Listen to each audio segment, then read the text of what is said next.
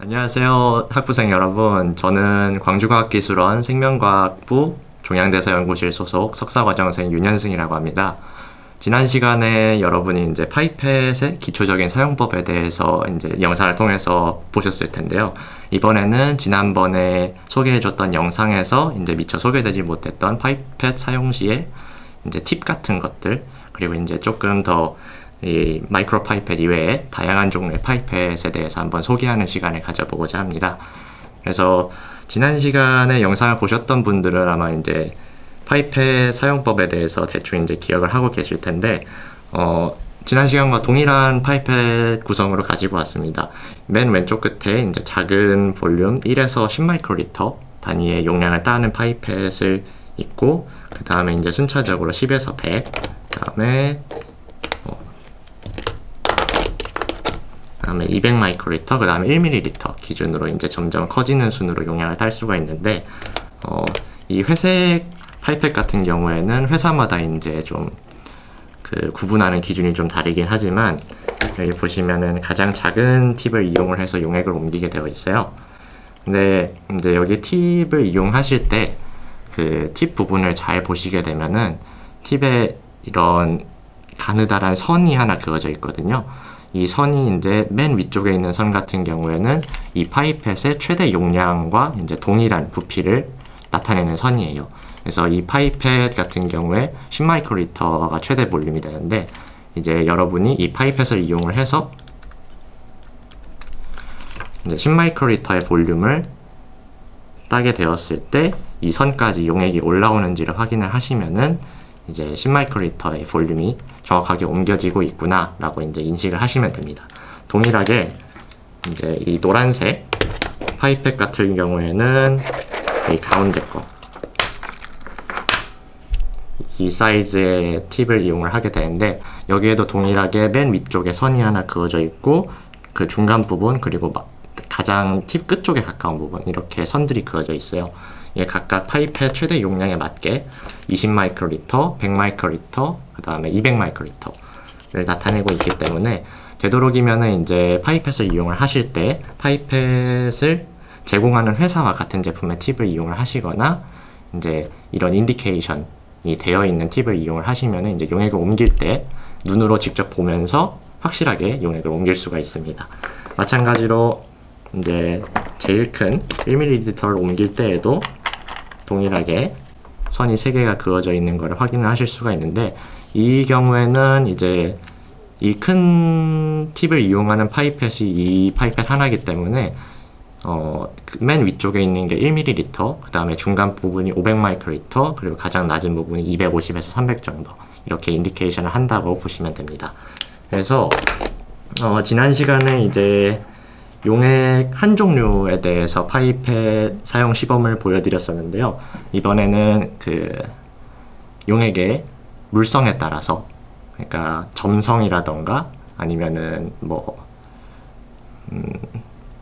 그런 여러 가지 물질적인 특성에 따라서 용액을 옮길 때 파이펫 사용에서 좀 주의하실 부분들이 있어요. 그래서 그 부분들에 대해서 직접 보여드리면서 사용법에 대해서 간단하게 알려드릴 수 있도록 하겠습니다.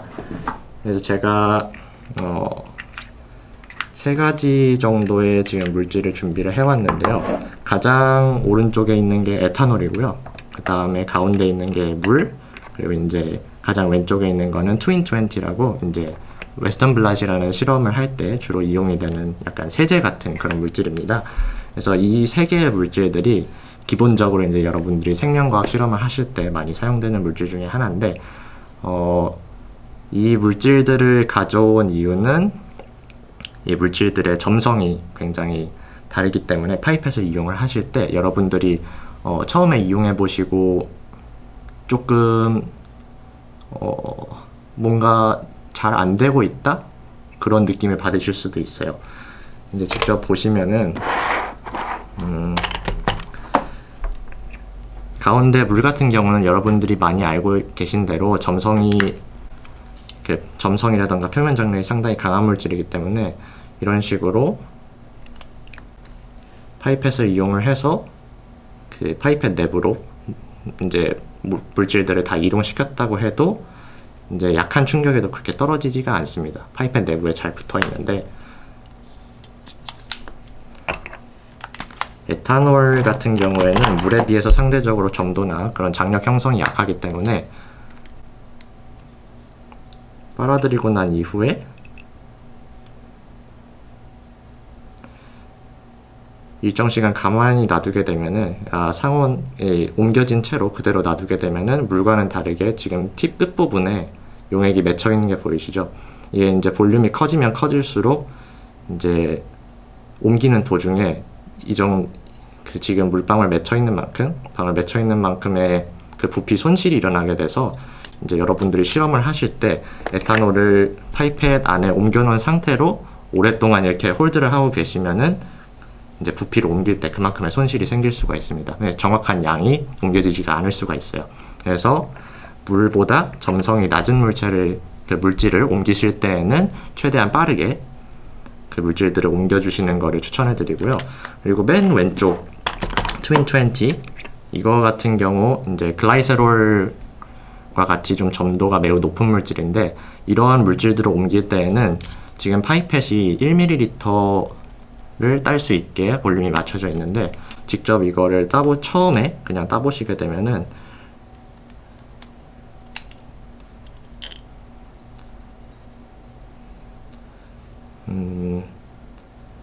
지금 파이펫 끝까지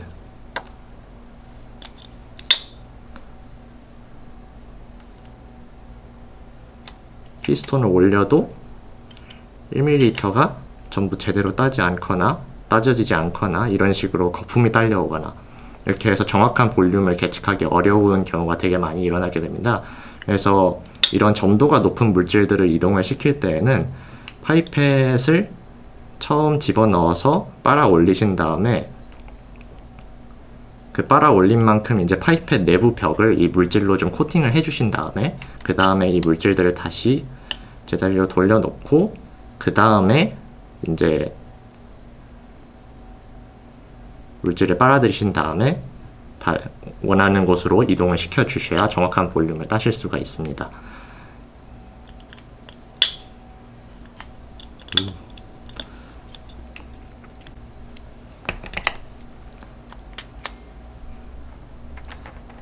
그리고 여러분들이 이렇게 물질들을 파이펫을 이용해서 옮기실 때 파이펫을 한번 여러분이 누르고 떼는 과정, 이 과정을 한 번씩 거칠 때마다 파이펫 내부에서 자체적으로 발생하는 에러 때문에 그 최종적으로 이제 여러 가지 솔루션들을 섞은 다음에 그 볼륨을 측정을 해보면은 여러분들이 처음에 계산했던 양만큼의 볼륨이 이동이 되지 않는 경우가 많이 있어요. 그래서 여러분들이 파이펫을 사용을 하실 때에는 최대한 파이펫의 사용 횟수를 적게 해서 옮기는 것을 추천을 드리고요. 그리고 이제 파이펫을 이용을 하실 때 손이 좀 많이 떨리시는 분들이 있어요. 손에 힘이 약하거나 아니면은 뭐 수전증을 가지고 계시거나 그런 분들이 좀 있으신데 그런 분들이 이제 파이펫을 정확하게 이용을 하기 위해서는 예전 비디오에서는 팁을 이렇게 연결을 한 이후에 이제 팁 끝부분을 이제 터치를 했었는데 그것보다는 이제 파이펫 보시면 여기 바디 부분 있죠. 이 부분을 받쳐주신 다음에 그 원하는 대로 이동을 해주셔야 손에 의한 크로스 컨테미네이션을 그러니까 교차 오염이죠. 교차 오염을 방지를 할 수가 있습니다. 팁을 터치를 해도 되는 거는 이제 글러브를 끼신 상태라던가 이런 라텍스를 글러브를 끼신 상태에서 이제 가끔 터치하시는 건 괜찮은데 최대한 이제 그런 쪽을 피하는 방향으로 파이펫을 사용해 주시면 됩니다. 그리고 한 가지 더 이제 파이펫을 이용을 하실 때 고려를 하셔야 될 사항이 있는데 여러분들이 이제 용액을 이제 이동을 시키는 경우가 이제 여러 가지가 있을 수가 있지만 이제 보관을 마이너스 20도씨 아니면은 마이너스 80도씨 같이 좀 낮은 온도에서 보관을 했던 시약이라던가 아까와 같이 점도가 높은 시약들 이런 시약들을 이용을 하실 때에는 시약을 취하고 넣어주는 과정에서 그 취할 때부터 그 얼려져 있던 샘플 같은 경우는 내부의 수증기 형태로 혹은 얼리는 과정 중에 생기는 손실에 의해서 그 알려져 있는 농도와 차이가 생기던가 아니면 부피에서 차이가 생길 수가 있어요. 그래서 여러분들이 그 시약을 옮기기 전에는, 파이펫을 이용해서 옮기기 전에는 항상 튜브 같은 거를 이렇게 태핑을 해주시거나 아니면은 볼텍스 머신을 이용을 해서 내부를 섞어주신 다음에 스핀 다운이라고 하죠. 작은 이제 소형 원심 분리기 같은 것들이 아마 실험실에 구비가 되어 있을 거예요.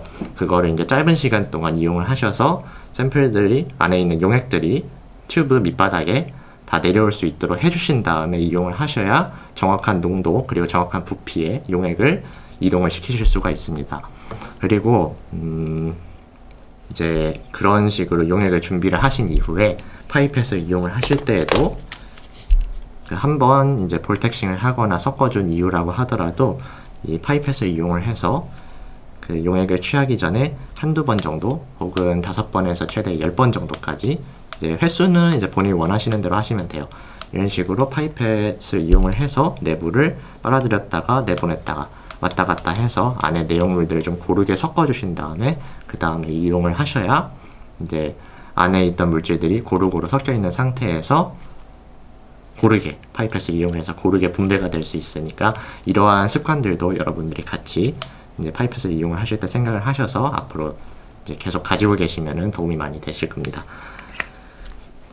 지금까지 파이펫 사용할 때 뭐 주의점이라던가 아니면은 용액의 물성에 따라서 어떤 식으로 파이펫을 이용해야 되는지 간단하게 설명을 드렸는데요. 이제 실험실에 직접 가보시면은 이런 마이크로 파이펫 이외에 다른 종류의 파이펫들도 여러 가지가 있습니다. 그래서 2가지 정도 다른 종류의 파이펫들을 소개를 드려볼게요. 처음에 이제 보여드릴 거는 멀티 채널 파이펫이라는 건데 말 그대로 넣을 수 있는 부분이 여러 개가 있어서 멀티 채널 파이펫이에요. 이 제품 같은 경우는 이제 자동으로 볼륨을 조절할 수 있게 되어 있는데 그래서 위에 업 버튼을 누르면 battery is low. 업 버튼을 누르면 소리가 나면서 용액을 빨아들이고 다음 버튼을 누르면 다시 릴리즈하는 그런 이제 간편하게 되어 있는데 경우에 따라서는 이런 마이크로 파이펫 같이 그냥 손으로 스프링식으로 움직이는 파이펫들도 아마 가지고 계실 거예요, 실험실들에. 그래서 이 파이펫을 사용을 할 때는 기존 이런 작은 튜브를 이용하게 되면은 채널 하나밖에 이용을 못하기 때문에 파이펫의 효율이 굉장히 떨어집니다. 그래서 이런 멀티 채널 파이펫을 이용을 하실 때는 레저버 이런 그 플라스틱 판 같은 데에다가 원하는 용액을 부어서 사용을 하게 되는데 사용법은 이 마이크로 파이펫을 이용하시는 것과 똑같이 이용을 하시면 됩니다. 이동하고자 하는 용액을 그 레저버 안에 부어주신 다음에 이제 팁을 고정을 시키셔야 하는데 이 마이크로 파이펫 같은 경우는 채널이 하나이기 때문에 하나를 딱 그냥 꽂아서 고정을 시켜주시면 되는데 멀티 채널 파이펫은 여러 개가 한 번에 작동을 하기 때문에 이용을 하실 때 8개면 8개, 뭐 6개면 6개, 3개면 3개 이런 채널들이 전부 다 팁에 결합이 된 거를 확인을 하신 다음에 이제 볼륨을 따고 그 다음에 릴리즈를 하고 그런 식으로 이용을 하셔야 되는데 처음에 제가 팁에 대해서 설명을 드릴 때 이 팁에도 볼륨을 나타내는 선이 있다고 얘기를 드렸었죠. 그래서 처음에 이제 원하시는 볼륨을 맞춘 이후에 업 버튼을 눌러서 용액들이 그 선에 맞춰서 정해진 볼륨과 선에 맞춰서 제대로 8개의 채널이 전부 다 올라왔는지 확인을 하시고 그 다음에 원하는 장소로 용액을 옮겨 주셔야 합니다. 이 과정을 이제 익숙해지시고 나면은 생략하시는 분들이 많은데 이런 그 체크하는 습관을 하나하나 가지게 되시면은 실험의 정확도가 그만큼 올라가니까 여러분들도 그런 그 확인하는 습관을 가지고 이제 파이펫을 사용하시기를 추천드리겠습니다. 멀티 채널 파이펫은 이 정도로 이용을 하시면 되고요. 그리고 이제 기본적으로 멀티 채널 파이펫이나 마이크로 파이펫이나 최대로 이용할 수 있는 용량의 한계가 밀리리터 단위예요. 그래서 그것보다 훨씬 더 큰 용량의 액체를 이동을 시켜야 할 때는 셀룰러지컬 파이펫이라는 걸 이용을 해서 이제 액체를 이동을 시키게 됩니다. 아마 화학과 진학을 하시면은 마이크로 파이펫보다는 이 셀룰로지컬 파이펫을 더 많이 이용을 하실 거예요. 볼륨이 그만큼 크기 때문에. 그래서 이 파이펫은 기본적으로 용액을 업 시키는 버튼하고 다운 시키는 버튼 구성은 이제 멀티 채널 파이펫하고 비슷한데, 위에 보시면은 속도를 조절할 수 있게 돼 있어요.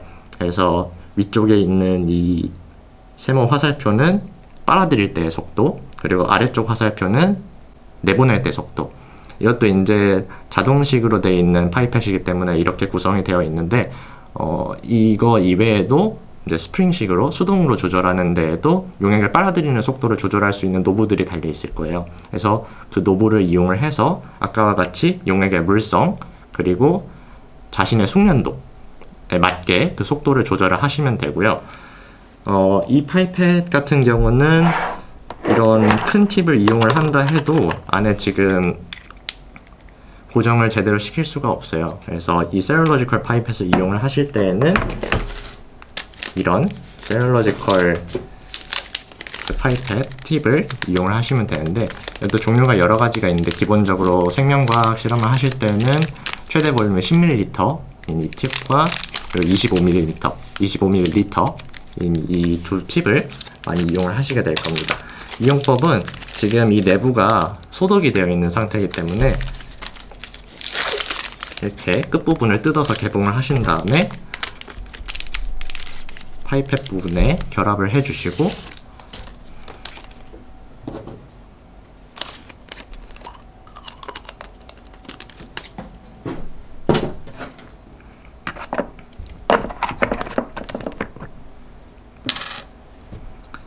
마이크로 파이펫과 사용법은 비슷하게 업 버튼을 눌러서 원하는 볼륨까지 물체를 빨아들이신 다음에 이제 이동을 원하는 곳에서 아래쪽 다운 버튼을 눌러서 다시 내보내 주시면 됩니다. 이제 이 파이펫을 사용하실 때 주의점은 다른 파이펫과 기본적으로 동일해요. 가끔 간혹 가다가 실험을 하다가 한눈을 팔거나 아니면은 뭐 불의의 사고로 인해서 이 볼륨을 빨아들일 수 있는 한계를 초과해서 올려버리는 경우가 있어요. 이렇게 되면은 내부에 있는 액체가 지금 여기 보시면은 하얀색 필터가 끼어 있는데 이 필터를 통과해서 파이펫 내부로 들어가게 됩니다. 이러면은 자동식 파이펫이든 수동식 파이펫이든 내부에 있는 그 스프링이라던가 전자 보드에 안 좋은 영향을 끼치기 때문에 셀룰로지컬 파이펫, 멀티 채널 파이펫, 그리고 마이크로 파이펫 모두 이용을 하실 때 이 내부에 있는 용액이 안으로 넘치는 거를 신경을 써주셔야 됩니다.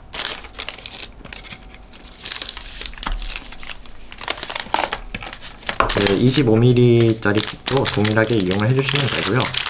이 팁도 똑같이 결합을 하신 다음에 빼서 원하는 만큼의 볼륨을 하신 다음에 원하는 장소에다가 이동을 시켜서 다시 릴리즈를 해주시면 됩니다. 네. 설명이 좀 빠르긴 했는데 이 정도면은 여러분들이 파이펫을 기본적으로 이용을 하실 때 어려움은 많이 없으실 거고요. 그리고 이제 가끔 가다가 인턴 학생들 교육하는 과정 중에 파이펫을 이용을 할 때 어느 위치에서 용액을 따는 게 적절하느냐 이런 거를 물어보시는 분들이 있어요. 그래서 이제 이 작은 튜브를 기준으로 좀 말씀을 드리면은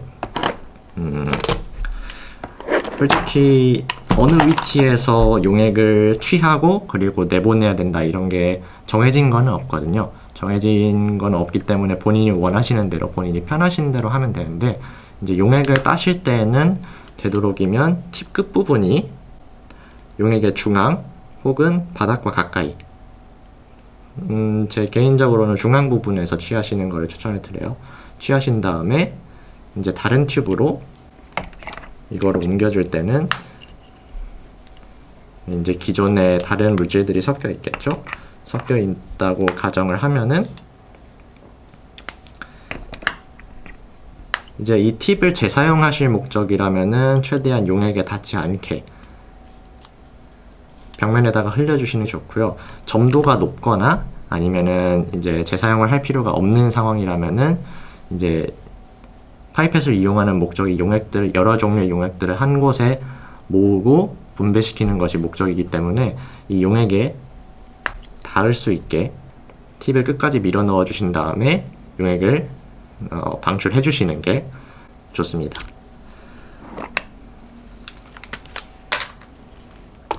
이렇게 해서 파이펫의 사용법 버전 2 소개 내용은 대충 마무리가 된 것 같고요.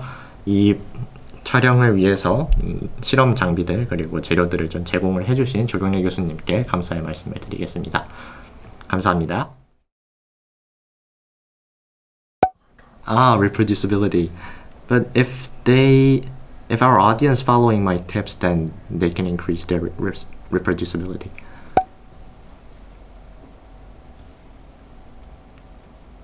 Does it start? Yes. Sorry. Sorry, can I get some time? 그리고 이제 sorry.